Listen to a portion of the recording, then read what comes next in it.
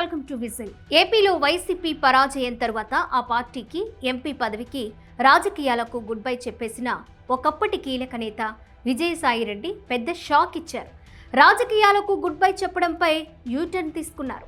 ఇప్పుడు తిరిగి రాజకీయాల్లోకి వస్తానని ప్రకటించారు ఆయన. మద్యం కుంభకోణంలో హైదరాబాద్లో ఈడీ విచారణకు హాజరై తిరిగి వెళుతూ ఆయన కీలక వ్యాఖ్యలు చేశారు. రాజకీయాల నుంచి తాను తప్పుకోనని విజయసాయిరెడ్డి ప్రకటించారు. తన భవిష్యత్తు ప్రణాళికలను త్వరలో ప్రకటిస్తానని వెల్లడించారు. ఈ నెల 25తో తను రాజకీయాలకి దూరంగా ఉండి ఏడాది ముగుస్తుందని, తిరిగి రాజకీయాల్లోకి వస్తానని అన్నారు.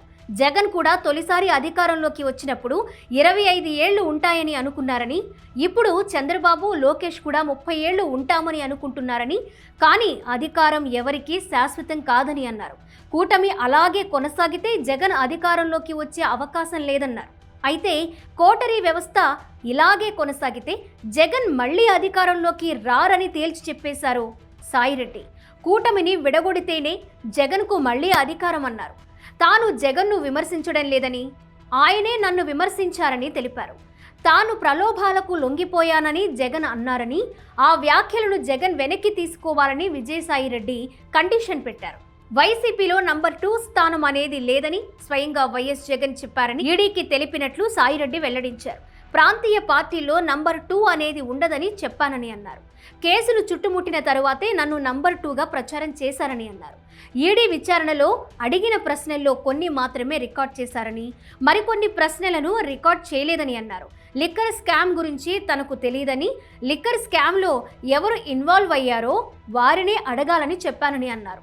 సాయిరెడ్డి 100 కోట్లు దోచేశారంటూ వైసీపీ సోషల్ మీడియా చేసిన ప్రచారానికి స్పందించి తన ఆస్తుల వివరాలు ఇచ్చానని సాయిరెడ్డి తెలిపారు.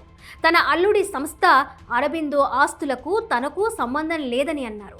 చంద్రబాబు ప్రభుత్వం చేసిన నీచమైన పని విశాఖలో తన ఆస్తులపై విచారణకు సిట్ను పంపడమని అన్నారు. ఆస్తులు కొంటే ఆ డబ్బులు ఎక్కడి నుంచి వచ్చాయన్నది విచారణ చేయించుకోవాలని కోరానన్నారు. చంద్రబాబు చేసిన ఈ దుష్ట పని తాను మర్చిపోలేనన్నారు. కూటమి ప్రభుత్వం తనను ఎన్నో రకాలుగా ఇబ్బంది పెడుతోందని అన్నారు విజయసాయి. విశాఖలో తనకు ప్లాట్ తప్ప ఏ ఆస్తి లేదన్నారు. తన కోరికంతా రాజకీయాల్లోకి తిరిగి రావాలన్నదే అని అన్నారు. తిరిగి ప్రజాసేవలోకి వచ్చి తనపై దుష్ప్రచారం చేసిన వారికి బుద్ధి చెప్పడమే అన్నారు విజయసాయిరెడ్డి.